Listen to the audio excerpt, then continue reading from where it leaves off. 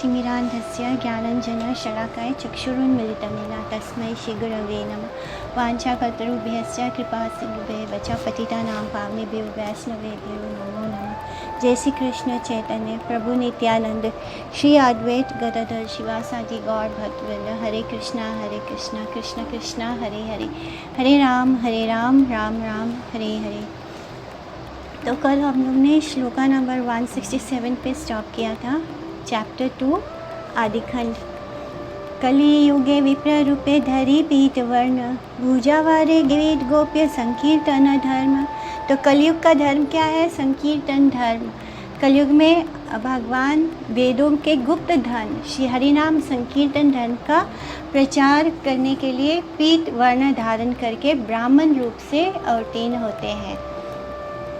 इस तरह भगवान का कथा कीर्तन रूप आत्मधर्म वेद में वाह्य विचार से सुंदर भाव से दुष्ट न होने पर भी वेद रक्षक और भागवत धर्मज्ञ सद्धर्म प्रणेता श्री अधोक्षर की सेवा रूप से बहिर्जगत में प्रकटित है। अर्थात वह वैकुंठ वस्तु श्री विष्णु के अवतार श्री राम प्रभु की सेवा है। यानी इस कलयुग का एक ही धर्म है कि हमें हरि नाम प्रभु की सेवा करना है। कलयुग अवतार गौरवर्ण एवं जगतगुरु आचार्य ब्राह्मण रूप से संकीर्तन धर्म के शिक्षक हैं और द्वापर युग में नाम और रूप का सेवा प्रकार अर्चन में है। यानी भगवान के विग्रह का अर्चना करना था द्वापर में, और त्रेता युग में वह यज्ञ आदि अनुष्ठान में है। त्रेता युग में हम यज्ञ से भगवान को पाते थे।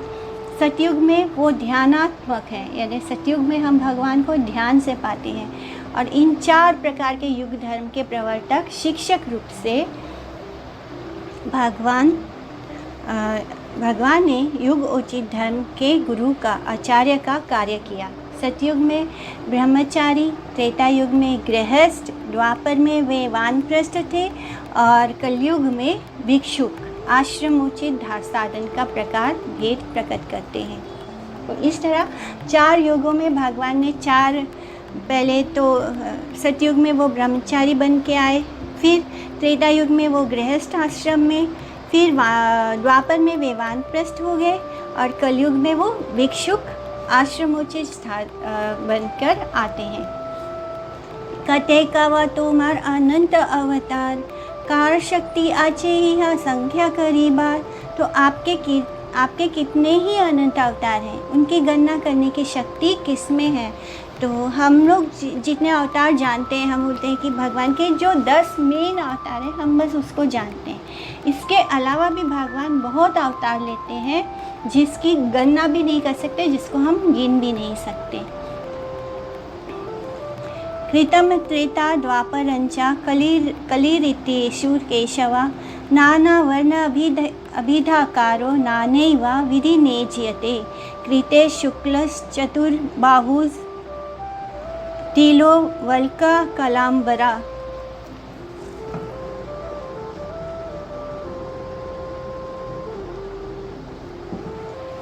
कृष्णा जिनो पविताक्षण बिभ्र दंड कमंडलु, मनुष्यास्तु तदा शांता निर्वैरा सुहृदा समा। यजन्ति तपसा देवं शमेन च दमेन च, हंसा सुपर्णो वैकुंठो धर्मो योगेश्वरो मला। ईश्वरा पुरुषो व्यक्ता परम आत्मेति गीयते। त्रेतायं रक्तवर्णोऽसौ चतुर्बाहु स्त्रीमेखलं, हिरण्यकेशस्त्रया आत्मा श्रुक् श्रुवाद्युपलक्षणाः। तं तदा मनुजा देवं सर्वदेवमयं हरिं, यजन्ति विद्याया त्रया धर्मिष्ठा ब्रह्मवादिनाः। विष्णुर्यज्ञा कृष्णिगर्भा सर्वदेव उरुक्रमा, वृषक्पिर्जयन्तश्च उरुगाया इतिर्यते। द्वापरे भगवान् श्यामा पीतवासा निजायुधा, श्रीवत्सादिभिरङ्कैश्च लक्षणैरूपलक्षिता। कृष्णवर्ण त्विषा कृष्णं संगोपांगस्त्रा पार्षदं, यज्ञ संकीर्तनम प्रायर यजंती ही सुमेधसा। तो इस तरह इस श्लोक में श्री चैतन्य महाप्रभु के आने का भी वर्णन आता है कि कृष्ण वर्णम त्विषा कृष्णम संगो पांगस्त्र पार्षदम, अपने पार्षदों के साथ वो आएंगे और यज्ञ संकीर्तन नाम के यज्ञ का वो सबको बताएंगे और उसे सबके साथ वो उसको प्रकाशित करेंगे। अवतारा या संख्ये या हरे सत्व निधेर द्विजा यथा विदासीना कुल्य सरसा शिव सहस्त्रसा, यानी भगवान के इतने अवतार हैं, इतने सहस्त्र अवतार हैं जिसकी हम गणना भी नहीं कर सकते। मत्स्य रूपे तुमी जले प्रलय विहार, कुम रूपे तुमी सर्वा जीवेरा आधार। आप प्रलय काल में मत्स्य रूप से जल में विहार करते हैं। जब प्रलय होता है तो भगवान मत्स्य रूप में आते हैं। फिर कूर्म रूप से आप सभी जीवों का उद्धार करते हैं। रूपम सा जगृहे मत्स्यम चक्षुर्शोदत दधि संप्लवे नाव्यारोप्य महिमयाम पादद्वय वतम मनु सुरासुरानाम उद्यदीन मथनताम मंदराचलम दध्रे कमथ रूपेण पृष्ठ एकादशे विभु। इस तरह भगवान ये अलग अलग श्लोकों में भगवान जिस जिस अवतार में आते हैं उसका वर्णन आ रहा है। यह हयाग्रीवा रूपे करा वेदेरा उद्धार आदि दैत्य दुई मधु कैतभे संहार। तो आप श्री हयाग्रीव रूप से वेदों का उद्धार करते हैं तथा दोनों आदि दैत्य मधु और कैथब का संहार करते हैं।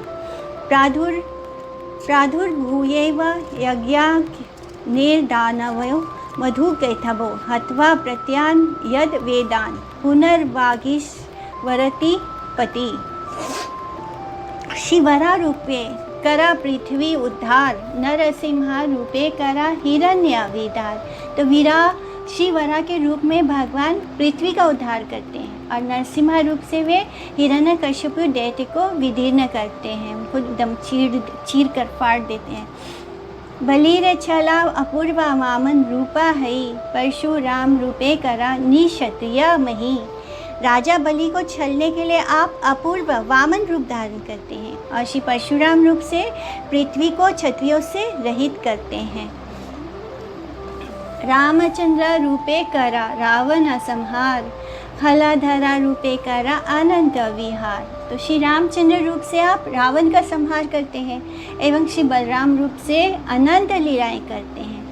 बुद्ध रूपे दया धर्म कराह प्रकाश कल्कि रूपे करा मलेच्छा गणेरा विनाश। तो बुद्ध रूप से आप दया धर्म का प्रचार करते हैं और जब वो बुद्ध रूप में आए तो उन्होंने दया करुणा का प्रचार किया और जब वो कल्कि के रूप से आएंगे तो वो मलेच्छों का विनाश करेंगे। जो मलेच्छ हैं, जो मुस्लिम्स हैं, जो यवन हैं, उन सब का वो विनाश करेंगे। धन्वंतरी रूपे करा अमृत प्रदान हंस रूपे ब्रह्माधीरे का तत्व ज्ञान। तो धन्वंतरी के रूप से आप क्या करते हैं, हम सबको अमृत प्रदान करते हैं और हंस रूप से ब्रह्मा आदि को वो तत्व ज्ञान का उपदेश देते हैं।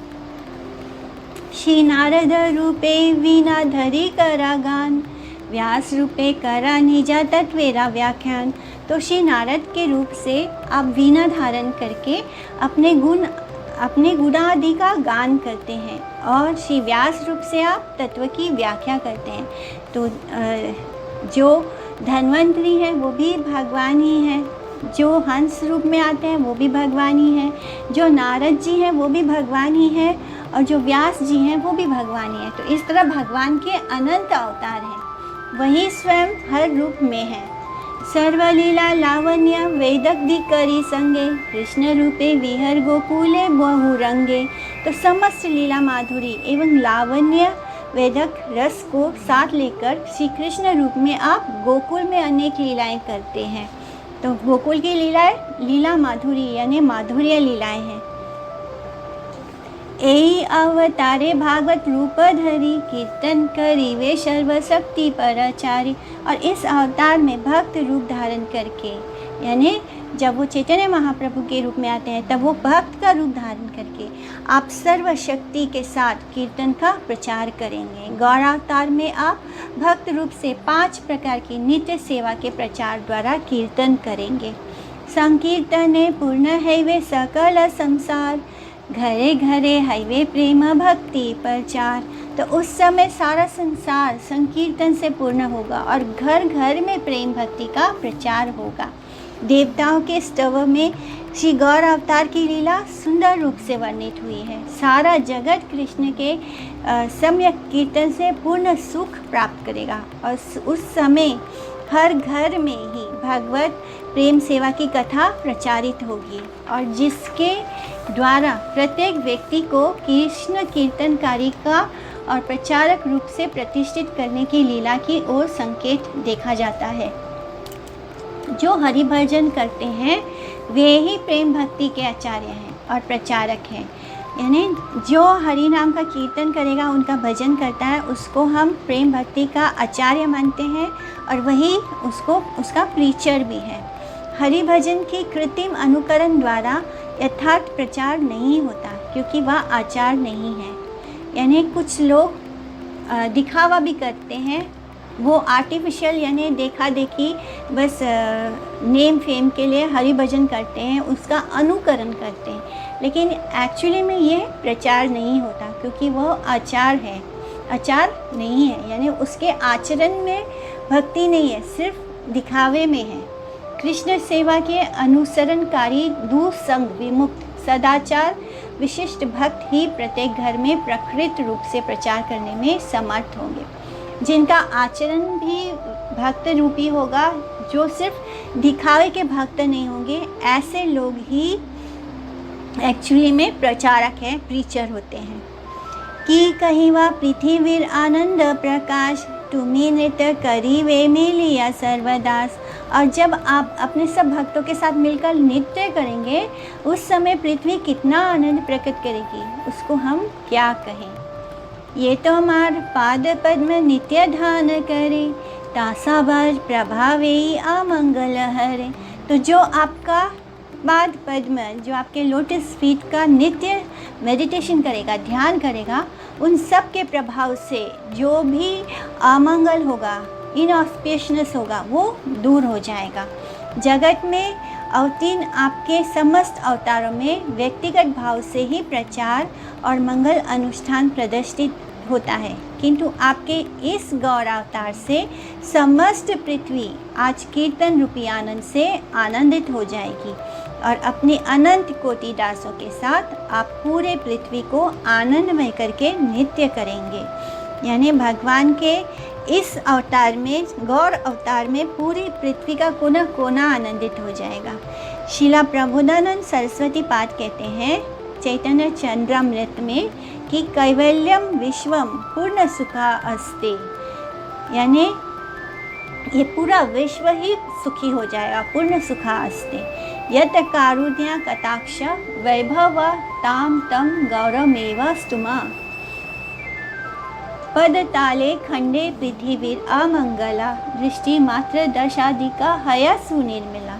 तो उन सब भक्तों के पाद स्पर्श से, जो भगवान के पार्षद हैं, जो भगवान के अनुगत हैं, उन सब के चरणों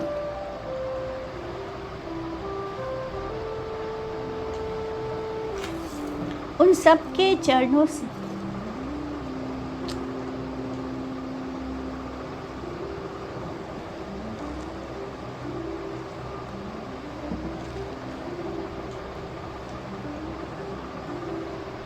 तो इस तरह उन सब भक्तों के पाद स्पर्श से पृथ्वी के अमंगल नष्ट होते हैं और उनकी दृष्टि मात्र से दशों दिशाएं जो है वो पवित्र हो जाती है। यानी जो जहाँ जहाँ देखते हैं वो दिशा पवित्र हो जाती है, वो जहाँ जहाँ नाचते हैं वो जगह उससे उस जगह से अमंगल नष्ट हो जाता है।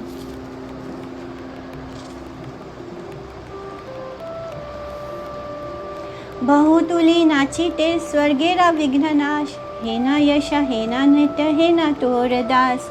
तो दोनों भुजाएं उठाकर जब वे नृत्य करते हैं तो स्वर्ग लोक के समस्त विघ्नों का नाश हो जाता है और ऐसा उनका यश है कि ऐसा उनका नृत्य है और ऐसे ही अद्भुत आपके दास हैं। जब भगवान हाथ दोनों ऊपर उठा के नाचते हैं तो क्या होता है, स्वर्ग में जितने भी विघ्न है वो नाश हो जाते हैं। अनित्य पृथ्वी पर तो त्रिताप है ही, यहाँ तक कि अनित्य स्वर्ग सुख के अंदर भी नित्यानंद या निरंतर सुख नहीं है। तो सिर्फ हम सोचते हैं कि पृथ्वी पर ही 3 तरह के ताप है, लेकिन ऐसा नहीं है। जो स्वर्ग है वो भी तो अनित्य है, तो वहाँ भी नित्यानंद या निरंतर माने कंटिन्यूसली वहाँ भी सुख नहीं है। स्वर्ग में भी लगातार हमें सुख नहीं प्राप्त होगा। स्वर्ग के विघ्न 2 प्रकार के होते हैं। एक तो इंद्रिय तर्पण से उत्पन्न भगवत विमुक्ता, दूसरा पुण्य से अर्जित स्वर्ग भोग से असुर आदि द्वारा भ्रष्ट होना।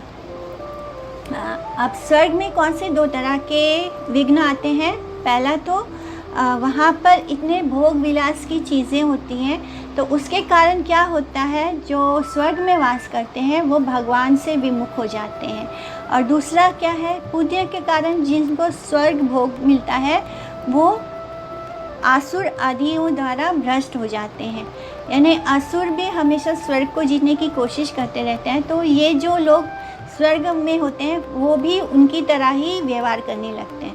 तो जिस समय स्वर्गवासी देवगण विष्णु सेवा के आनंद से दोनों भुजाएं उठाकर नृत्य करते हैं, तब पतनशील नश्वर स्वर्ग का हेयत्व नहीं रहता और देवता तुल्य चरित्र लेकिन निष्काम इस प्रकार कृष्ण भक्त ही दोनों भुजाएं उठाकर नृत्य करते हैं।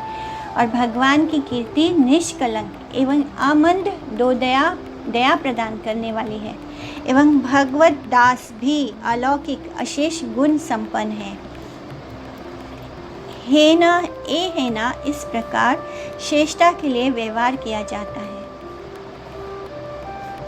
यानी जो भगवान जो दोनों हाथों से को अपने दोनों भुजाओं को ऊपर उठाकर नाचते हैं, वो एक्चुअली में कौन है? वो सिर्फ कृष्ण भक्तों के लिए ही पॉसिबल है कि वो दोनों हाथ ऊपर उठाकर कंप्लीट सरेंडर करके भगवान का हरि नाम करें।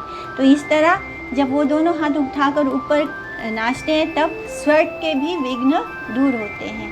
पदाभ्याम भूभिर्देशो दृगभ्याम दोर्भ्याम च मंगलम दिवा बहुदोत्साध्यते राजन कृष्ण भक्तस्य नित्यता के। हे राजन, भगवान नाम में नृत्य प्रयण कृष्ण भक्त यानी अथवा कृष्ण भक्त के नृत्य के फल से उनके चरण युगल पृथ्वी की दोनों नेत्र, 10 दिशाओं की एवं दोनों भुजाएं स्वर्ग की अमंगल राशि को दूर करते हैं। तो जब कृष्ण भक्त नाचते हैं तब क्या होता है, जो धरती है, जो उनके दोनों चरण हैं, उससे पृथ्वी के अमंगल नाश होता है। जब उनके नेत्र जिस दिशा में देखते हैं उससे वो दिशाएं मंगल हो जाती हैं। और जब वो भुजा ऊपर करके नाचते हैं तो उन भुजाओं के कारण क्या होता है, जो स्वर्ग का अमंगल है वो दूर हो जाता है। से प्रभु आपने तुम्हें साक्षात हैया करीवा कीर्तन प्रेम भक्त गोष्ठी लया। तो अब प्रभु स्वयं प्रकट होकर अपनी भक्त मंडली के साथ प्रेम पूर्वक कीर्तन करेंगे। ए महिमा प्रभु वर्णी वाराकार शक्ति तुम्हें विलाय व वेद गोप्य विष्णु भक्ति। तो हे प्रभु, आपकी महिमा वर्णन करने की किसमें शक्ति है? आप प्रपंच में अवतीर्ण होकर वेद गोप्य श्री विष्णु भक्ति वितरण करोगे। इस तरह भगवान एक भक्त के रूप में आएंगे और फिर उस भक्त के रूप में आकर वो क्या करेंगे, जो सबसे गोपनीय चीज़ है, जो बहुत ही मुश्किल से प्राप्त होती है, वो कृष्ण प्रेम, उसका वो एकदम लिबरली उसको वितरण करेंगे। तो हे प्रभु गौर सुंदर, आप स्वयं रूप ब्रजेंद्र नंदन के अभिन्न गौर रूप हैं। आप अपने नित्य परिकरों के साथ प्रपंच में अवतार लेंगे और कीर्तन द्वारा प्रेम भक्ति का प्रचार लीला दिखाएंगे। आपकी महिमा वर्णन करने की शक्ति देव मानव आदि किसी में भी नहीं है। देव मानव आदि का ज्ञान भोग परायण और वेद में गूढ़ भाव से संरक्षित है, लेकिन अप्रकाशित शुद्ध कृष्ण सेवा रूप से चरम चरम कल्याण वितरण कार्य आपके इस गौर अवतार में ही संभव होगा। तो जो देवता मानव आदि हैं वो क्या करते हैं, वो बस इस भगवान, उनका ज्ञान किस में है, भोग परायण में, भोग वासनाओं को भोगने में। और वेदों में जो वर्णन आता है कि ये कर्म करने से, यानी जो कर्म करने से हमें ये फल प्राप्त होगा, उस वहाँ तक ही सीमित है। लेकिन जब भगवान स्वयं आएंगे गौर अवतार के रूप में, तभी सबको पता चलेगा कि एक्चुअली में कृष्ण प्रेम क्या है। मुक्ति दिया ये भक्ति, राखा है गोप्य करी, आमी सब ये निमित्ते अभिलाष करी। तो मुक्ति देकर जिस भक्ति को आप छिपा कर रखते हैं, हम सभी उसके लिए अभिलाषा करते हैं। तो भगवान बड़ी आसानी से अपने भक्तों को मुक्ति दे देते हैं, लेकिन भक्ति नहीं देते। तो अब तक जिस भक्ति को उन्होंने छुपा कर रखा था, अब वो उसको खुलकर बांटेंगे, तो उसकी हम अभिलाषा करते हैं। जगत तेरा प्रभु तुम्हें दीवा है न धन, तुम्हार कारुण्य सभी इहर कारण। तो हे प्रभु, आप जन साधारण को ऐसा भक्ति धन देंगे जिसका कारण केवल आपकी करुणा ही है।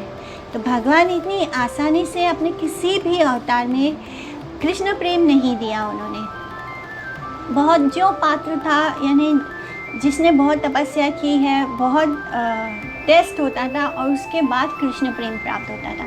लेकिन गौर अवतार में वो इतने करुणामय है कि उन्होंने देखा ही नहीं कि ये पात्र है या नहीं है, ये इसने कोई तपस्या की है या नहीं है, ये इसके अंदर कोई बुरी आदत है या नहीं है, कुछ नहीं देखा। बस अपनी करुणा में उन्होंने सभी को भक्ति का दान दिया। हम देवता सभी प्रकार के सद्गुणों से विभूषित एवं सब प्रकार के अभाव से अतीत है, इसलिए हमारी कोई दूसरी अभिलाषा नहीं है।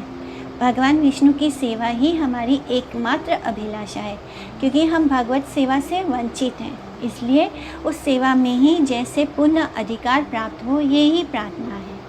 उसी सेवा अधिकार रूप सर्वश्रेष्ठ संपत्ति में जगत को आपामर सबको ही आप अधिकार प्रदान करेंगे। इस अधिकार को प्राप्त करने की योग्यता किसी में नहीं है, ये सत्य है, सत्य है। किंतु अयोग्य जनों के प्रति अहेतु की कृपा करने की शक्ति केवल आप में ही है।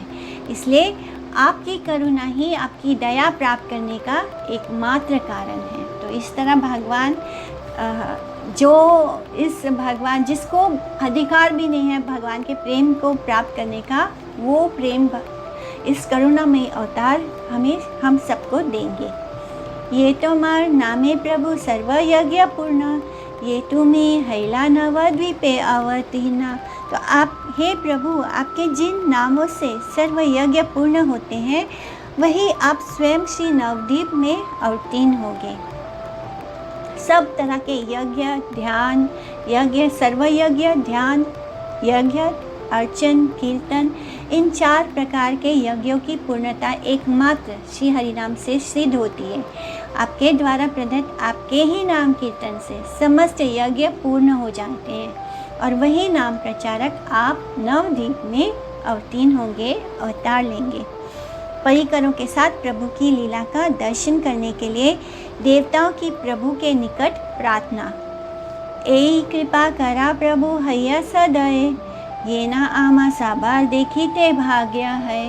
तो हे प्रभु, आप दयालु होकर ऐसी कृपा कीजिए जिससे हम सबको आपकी लीला के दर्शन का सौभाग्य प्राप्त हो। तो ये देवतागण प्रार्थना कर रहे हैं भगवान से। देवगण स्तवा कर रहे हैं और हमारा ऐसा सौभाग्य हो जिसके द्वारा हम प्रपंच में, तो इस तरह देवतागण जो है वो सब स्तव कर रहे हैं, गायन कर रहे हैं, भगवान से प्रार्थना कर रहे हैं कि हम सबको ऐसा सौभाग्य दीजिए कि हम सब आपकी लीला के दर्शन कर पाएँ। एता दिने गंगार पूरीला मनोरथ, तुम्ही कृपा करीवा ये चीर अभिपटा। तो इतने दिनों के बाद गंगा देवी का मनोरथ पूर्ण होगा। गंगा की चीर काल में अभिलाषा थी कि आप उसके जल में क्रीड़ा करेंगे। तो जब कृष्ण के रूप में जब कृष्ण आए थे तब क्या हुआ था, उन्होंने यमुना जी में खूब लीलाएं की थी, खूब वहाँ पर पास टाइम्स हुए थे कृष्ण के। तो तब से गंगा जी की भी इच्छा थी कि जो कृष्ण है वो उनके जल में भी क्रिया करें, तो इसलिए अब उनकी भी इच्छा पूर्ण होने वाली है। अनादिकाल से गंगा देवी कृष्ण चरणामृत नाम से प्रसिद्ध होकर वैष्णवों में प्रधान शिव के सिर पर धृत हुई थी। जगत के मंगल के लिए वो हरिद्वार से सागर संगम तक प्रवाहित होकर किनारे पर वास करने वाले मनुष्यों में कृष्ण सेवा की प्रवृत्ति की वृद्धि कर रही थी। वह आपका चरण स्पर्श जल है। यह कथा निर्बोध लोग हृदय में धारण नहीं कर सकते हैं। इसलिए गंगा देवी ने इस प्रकार अभिलाषा की थी कि जगत में भगवान के चरणों की धौत जल रूप से परिचित होकर जैसे वह आपकी ही सेवा कर सके। अब से आपके पाद प्रक्षालन और स्नान आदि द्वारा गंगा उसी मनोरथ की सिद्धि प्राप्त करेगी। ये तो हमारे योगेश्वर सबे देखे ध्याने, सेतु में विदिता है व नवद्वीप ग्रामे। तो समस्त योगेश्वर जिनको ध्यान से देखते हैं, ध्यान में देखते हैं, यानी जो जितने भी योगी हैं वो क्या करते हैं, भगवान पर जिस भगवान पर मेडिटेट करते हैं वही भगवान नवद्वीप ग्राम में प्रकट होंगे। नवद्वीपे प्रतियो ठाकुर का नमस्कार, सची जगन्नाथ गृह यथा अवतार। तो उस नवद्वीप धाम को भी नमस्कार है जहाँ पर आप श्री सची जगन्नाथ के घर में अवतार ले रहे हैं। जो धाम आपके चरण चिन्हों को प्राप्त करने का अधिकारी होगा, यानी नवद्वीप धाम, उसी धाम को मैं नमस्कार करता हूँ। वह श्री नारायण की शक्ति के प्रभाव दुर्गा या नीला शक्ति रूपिणी और समस्त भक्तों का सेव्य है। इस श्री मायापुर धाम स्थित योगपीठ सच्ची जगन्नाथ ग्रह की, यानी जहाँ पे सच्ची माता और जगन्नाथ मिश्रा का घर है, उसे हम योगपीठ कहते हैं। वो ही भगवान का आविर्भाव क्षेत्र है, अर्थात श्री नवद्वीप धाम विशुद्ध सत्व स्वरूप भक्त चिताभिन्न वृंदावन का अभिन्न स्वरूप, यानी भगवान का जो नवद्वीप धाम है वो अभिन्न है श्री वृंदावन धाम से, उसमें कोई अंतर नहीं है, एवं अभिन्न स्वरूप एवं श्री गुरुपाद आश्रित भक्त वृंद के हृदय में नवधा भक्ति में सेवा का आधार है। जो नवद्वीप धाम के जो 9 द्वीप है वो क्या है, नवधा भक्ति है। एई मते ब्रह्मा आदि देवता प्रतिदिने, गुप्ते रही ईश्वरेरा करे नष्टवने। तो इस प्रकार ब्रह्मा आदि देवतागण क्या करते हैं, हर रोज आकर गुप्त रूप से भगवान की स्तुति करते थे। वहीं पर योगपीठ में आकर, जहाँ पर सच्ची माता थी, उनके निवास में सची गर्भे वैशे सर्वा भुवनेरा वास, फाल्गुनी पूर्णिमा आशी हरिला प्रकाश। तो संपूर्ण भुवनों का जिनमें वास है वे भगवान श्री सची माता के गर्भ में अवस्थान कर रहे हैं। और यानी पूरा ब्रह्मांड, पूरी सृष्टि कहाँ पर है, भगवान के उदर में है। और वही भगवान किसके गर्भ में है, श्री सची माता के गर्भ में है। तो इस तरह वे फाल्गुन पूर्णिमा भी आ गई है जिस दिन प्रभु प्रकट हुए। अनंत कोटि वैकुंठ, चतुर्दश भुवन रूप ब्रह्मांड जिनमें अवस्थित है, वही सबके आधार भगवान स्वयं सची के गर्भ में अवस्थान कर रहे हैं। 1407 1407 शकाब्द की फाल्गुन पूर्णिमा तक सची गर्भ में भगवान अवस्थान करते रहे। सची गर्भ सिंधु विशुद्ध सत्वमय है। इस तरह आनंद ब्रह्मांडे यथा आछे सुमंगल, से पूर्णिमाए आसी में लीला सकला। तो अनंत ब्रह्मांड में जितने सुमंगल हैं वे सब इसी पूर्णिमा में आकर मिल गए। तो जितना भी मंगल तिथि है वो सब कुछ क्या हुआ, इस पूर्णिमा में आके मिल गया। ये पूर्णिमा की तिथि अनंत ब्रह्मांड के सभी सुमंगल संचित करके संपत्ति विशिष्ट हुई है। यानी जितने भी अच्छा मंगलकारी जितने भी तिथि है वो सब इस पूर्णिमा तिथि में समाहित हो गई है। संकीर्तन सहित प्रभु अवतार, ग्रह नेरा छले ताहा करे न प्रचार। तो इस तरह प्रभु ने संकीर्तन को साथ लेकर अवतार लिया और ग्रहण के बहाने से उसका प्रचार किया। तो उस दिन कैसे हुआ था, भगवान अवतार लेने वाले थे और उन्होंने क्या छल किया कि उस दिन ग्रहण कर दिया। तो ग्रहण के छल से जितने भी लोग थे वो सब गंगा में स्नान कर रहे थे और उस दिन बहुत ज़्यादा हरिनाम संकीर्तन हो रहा था। पूरी हर जगह सिर्फ हरि का नाम गूंज रहा था। इस तरह भगवान ने उस समय अपना अवतार लिया। सूर्य चंद्र ग्रहण के समय पुण्य कर्मों के साथ हरिनाम करने की प्रथा स्मरणातीत काल से ही चलती आ रही है। यानी शुरू से ही ये प्रथा है कि जब सूर्य या चंद्र का ग्रहण हो तो उस समय पुण्य कर्मों के साथ हमें क्या करना चाहिए, हरिनाम करना चाहिए। तो ये प्रथा बहुत पुरानी है।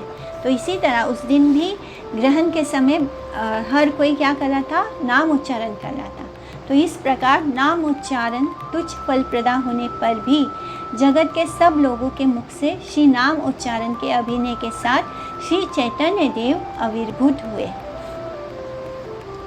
ईश्वरेरा कर्म भुजी वार शक्ति काया, चंद्रे अच्छा दिला राहु ईश्वर इच्छाया। तो ईश्वर की लीलाओं को समझने को किसमें शक्ति है, उन्हीं ईश्वर की इच्छा से राहु ने चंद्रमा को आच्छादित कर दिया था। यानी राहु ने चंद्रमा के सामने आ जाते हैं, जिससे कि क्या हो गया था, ग्रहण लग गया था। सर्वनव द्वीपे देखे हैला ग्रहण, उठिला मंगल ध्वनि श्री हरि कीर्तन। तो चंद्र ग्रहण दर्शन से नवद्वीप वासियों क्या कर रहे हैं, हरि संकीर्तन।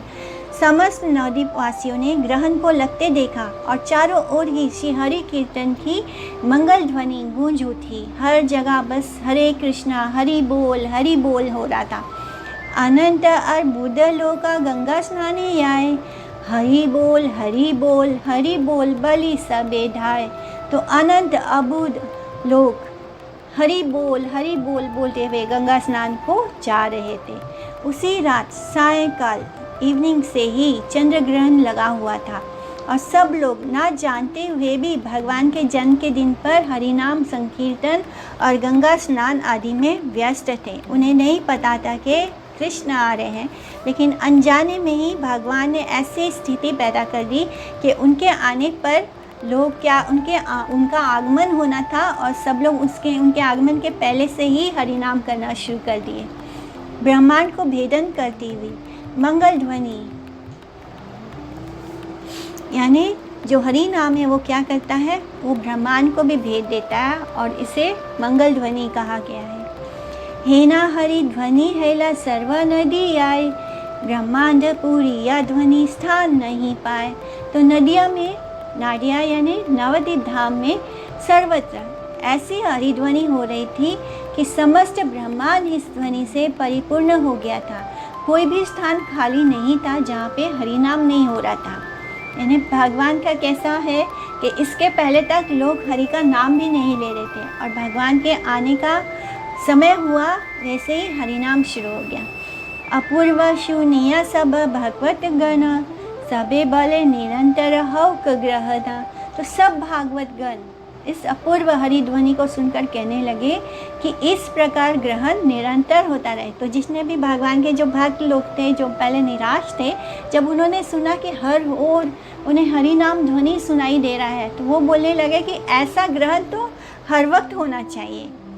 सबे बले आजी बड़ वासी है उल्लास, हेना भुजी केवा कृष्ण करेला प्रकाश। तो सब ने कहा कि आज चित्त में बहुत उल्लास हो रहा है, सबका मन आनंदित हो रहा है, सबका कॉन्शियसनेस, सबका चित्त जो है वो बहुत ही उल्लासित, बहुत आनंदित हो रहा है। ऐसा लगता है कि कहीं कृष्ण ने जन्म तो नहीं ले लिया।